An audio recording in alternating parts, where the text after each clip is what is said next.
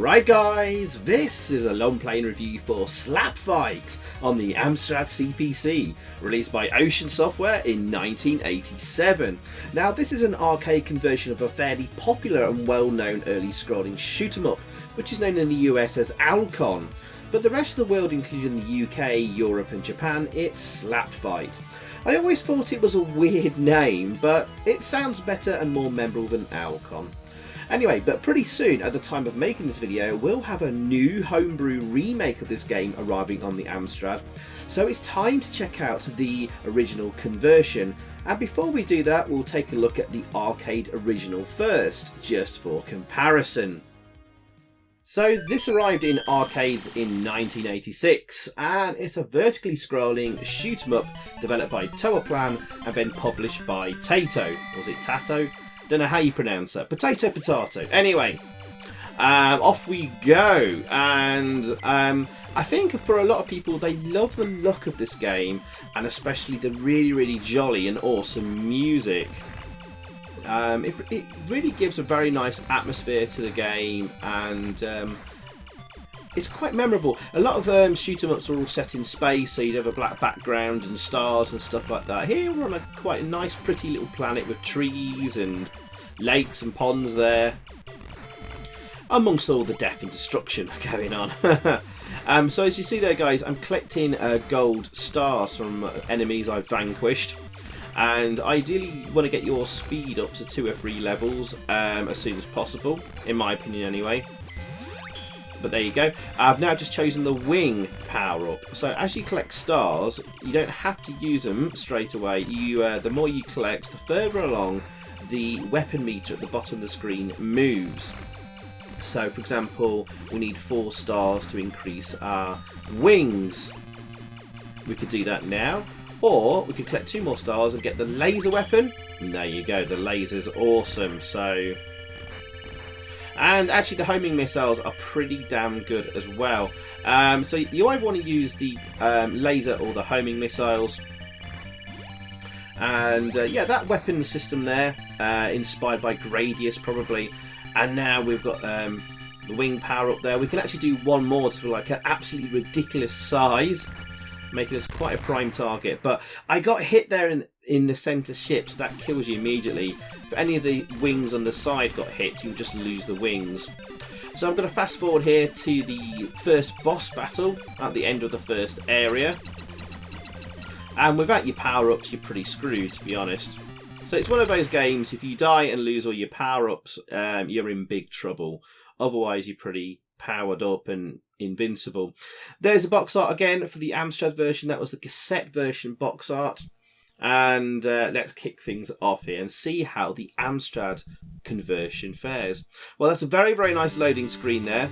Fortunately, we only saw it briefly because of the fast disk load. But we do have some excellent music here. It's actually a really good rendition of the arcade theme. So big props to that, definitely. So the story goes, according to the Amstrad manual, you are the pilot of the Slap Fighter and must destroy the evil alien swarms which confront you, wave after deadly wave, on the ever hostile planet of Orak. Pretty short story. The arcade flyer has a little bit more to it. It goes, taking place in the year 2059 in another galaxy, mankind has colonised an alien planet called Theon after evacuating a previously colonised planet, Orak. 5 years ago, the colony on Orak was attacked by alien invaders, and the war was so intense the colonists were forced to leave. However, Theon is now under attack by the same alien fleet, but the humans are ready. The player assumes the role of an Allied League of Cosmic Nations fighter pilot. So Allied League of Cosmic Nations, that spells out Alcon. That's where Alcon comes from. In the SW-475 Starfighter to stop the invaders from taking over Theon. So there we go. Really love this music. We'll talk more about that in a minute. Unfortunately, the music doesn't carry over into the actual game. But off we go. And first impressions are very colourful, no music, decent shooty sound effects, but most of all, like quite a small plain window with a huge window for the status bar now over to the left of the screen, obviously to compensate for the fact that they had trouble getting it running smoothly and they had to have a small playing window. So the weapon meter and status is no longer at the bottom of the screen but to the left. You can see your light and score with an absolutely massive Slap Fight logo.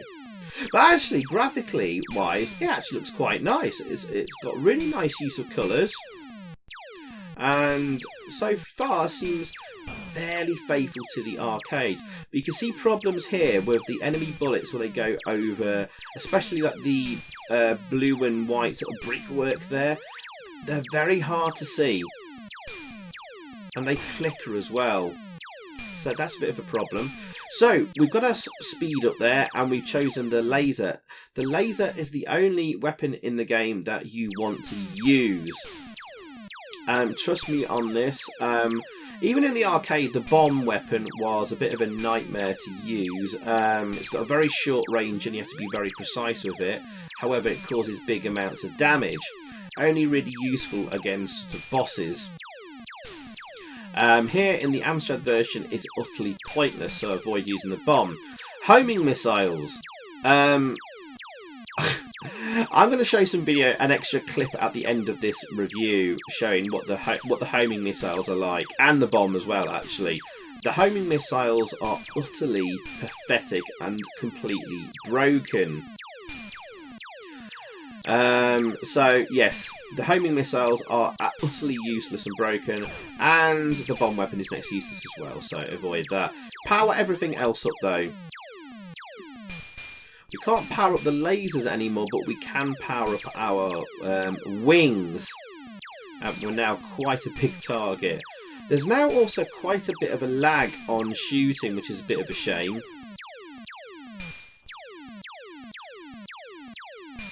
And yeah, you're not firing too quickly anymore. But at least if one of my wings gets hit, it sort of... there you go. Just reduces the size, and I brought it back there. The other useful thing to use here is the shield. You may want to, if you get enough stars to select the shield, you either want to save that up for a sticky situation or a boss battle, or maybe just use it straight away and just keep collecting the stars and build it up again. And so far, pretty easy. We're actually reaching the boss already. I think a chunk of that area is missing from the arcade. And here's the boss, looking a lot smaller this time, and you don't have to hit the central bit. And he doesn't fire anywhere near the amount of bullets as the arcade little mini boss did. So there we go.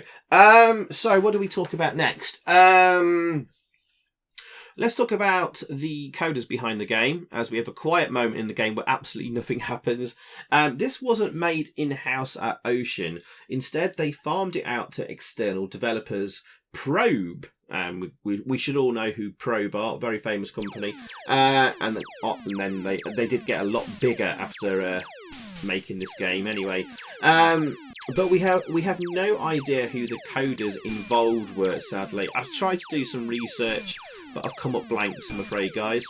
All we have is the credit Andy for the loading screen, and I have no idea what Andy that is. Maybe someone knows out there and wants to come forward. Oh yes, we'll just use the shield weapon there, thought might as well. We've lost some of our wings, but we can build them up fairly quickly. Stars are quite abundant. So the only other thing about the who was behind the game and the coders I might know is the music. We may be able to guess who the musician was. The music sounds very much like the instruments used on Arkanoid and Mag Max conversions on the Amstrad. The latter of which, Mag Max, I recently did a long play review of on the channel anyway. And in that, we made a guess that it was Martin Galway. He was more famous for his Commodore 64 tunes, but he did do a few on the Speccy and Amstrad. Indeed, he has a credit for the Commodore 64 music for Slap Fight, so there's a good chance he did the Amstrad CPC music here too. And a very, very good job he has done with it too. So there you go. I should point out, I think there's actually a couple of secrets in this area here in the arcade version where you can shoot a certain area and a palm tree appears and you keep shooting the tree and it grows and grows and you rack up your score. From what I've seen, all the secrets are missing in the Amstrad version, including the famous one where if you start the game up and don't shoot anything and get killed, then you respawn with like a fully kitted Alcon SW fight or whatever it's called. That's missing in the Amstrad version. But I don't think many other versions did that anyway. What other things have I found out here? This was released in the summer of 1987, the best I could find for the Amstrad. We'll talk about reviews and magazines in a little bit. Yes. Okay, let's talk about the other versions of the game to the other systems. So we have maybe 1, 2, 3, 4, 5 other versions of Slap Fight out there. We'll talk about the Gazelle Spectrum version first. So if you're not liking the Amstrad version of Slap Fight, you'll hate the Specky version even more. It looks like this shares a lot of code with the Amstrad version, including the large status panel to the left of the action and a smaller playing window. But the playing window actually of the game is slightly large on the Specky, not by much though. And it does actually scroll a little bit quicker actually too. But the scrolling still judders like it does on the Amstrad version. If you look at the Amstrad version here, guys, yeah, there is sort of a weird kind of judder on the scroll. It looks kind of smooth, but every now and again you sort of see it judder or shimmer or something. It seems more noticeable on the Specky version. But worst of all in the Specky version is it's all in monochrome. It's basically black and white, meaning enemy bullets are even harder to see. So you want to avoid the Specky version basically. The Commodore 64. Now this is much better. It has the Jolly tune in the game and other music from the arcade version as you progress to different areas. And it has a much larger playing window, going for more of a landscape kind of orientation rather than portrait, if you know what I mean. So it's a lot wider than it is taller, which is different to the arcade. The arcade version, as you saw earlier, was more of a portrait landscape. So, yes, and also the weapon status bar is returned to its correct position at the bottom of the screen in the Commodore 64 version. Graphically, this is also decent for the C64, and wisely, enemy bullets are now like large white rectangles with a black outline, unlike the Amstrad version here, where it's like almost like a single pixel and it flickers around. But basically, it means on the Commodore 64 version, you can't miss them. And power-ups seem to work as they should. And it's a really decent conversion. As we reach another boss battle here, we've used the shield weapon.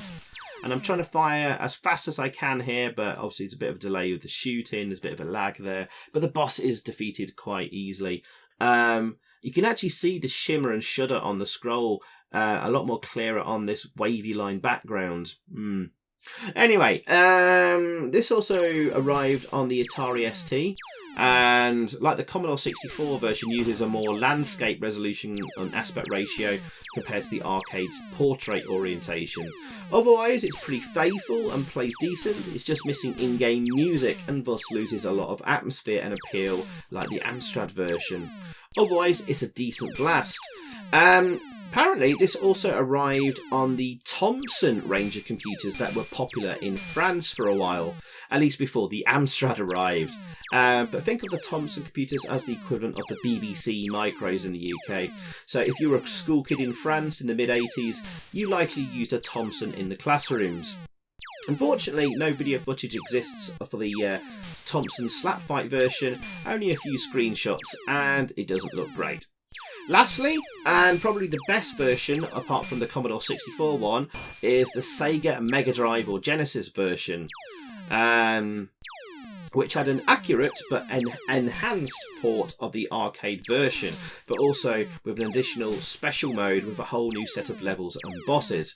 And guys, in my opinion, this is the version to play at home.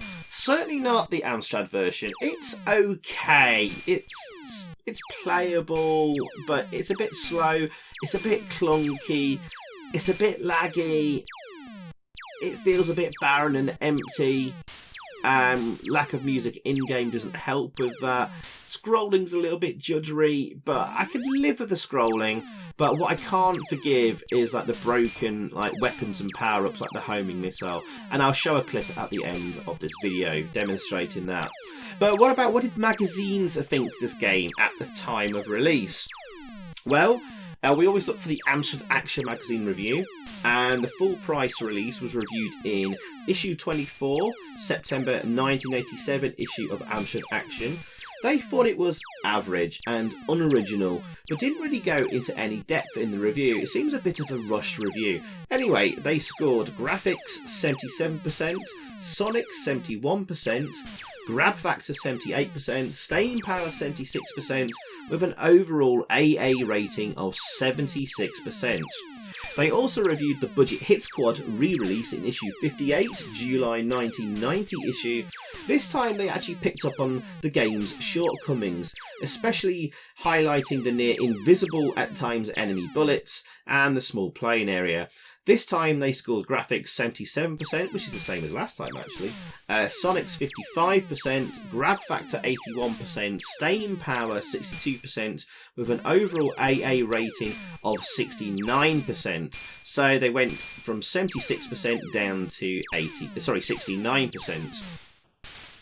And I tend to agree more with AA's second bite at the cherry reviewing there. 69% seems about right for a game, but is simultaneously frustrating from the hard-to-see enemy fire, but rather short and easy as we're getting close to the end of the game here. The graphics are nice, the tune on the title screen is wonderful, but it's a shame that the tune doesn't carry over into the game. The slightly wobbly scrolling I can forgive, and it needs a touch more pace, but I can't forgive completely broken power-ups like the homing missiles, and maybe the bombs too. This needed more care and attention, but it's okay for a quick blast, and does attempt to be a rather relatively faithful conversion. So my final score reflects that, guys. I'm going to give this a just 7 out of 10. It's more of a 6.5 out of 10 maybe, so somewhere between there, but I kind of agree with AA's 69% rating. And it's at this point in the game it's just feeling a bit dull and a bit boring. There's not much action going on here. At this point in the arcade version, the screen is absolutely swamped with enemies coming at you thick and fast, bullets flying all over the place. But here it's like just the occasional enemy and slowly dodging in between. Oh, that was a nice move there actually to get out of trouble. Yeah. It's got the shield ready there. And I think we're getting very close to the end now.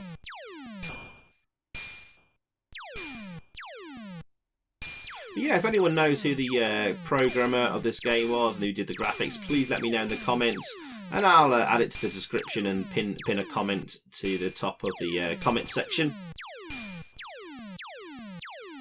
So yeah, I'm using the shield there. So you know when you got the shield because the border will be pink and sort of randomly flash a bit. And now we're not protected by the shield. There you go. So, I'm just looking forward to the homebrew remake of Slap Fight on the Amstrad. It's looking really, really, really good, guys.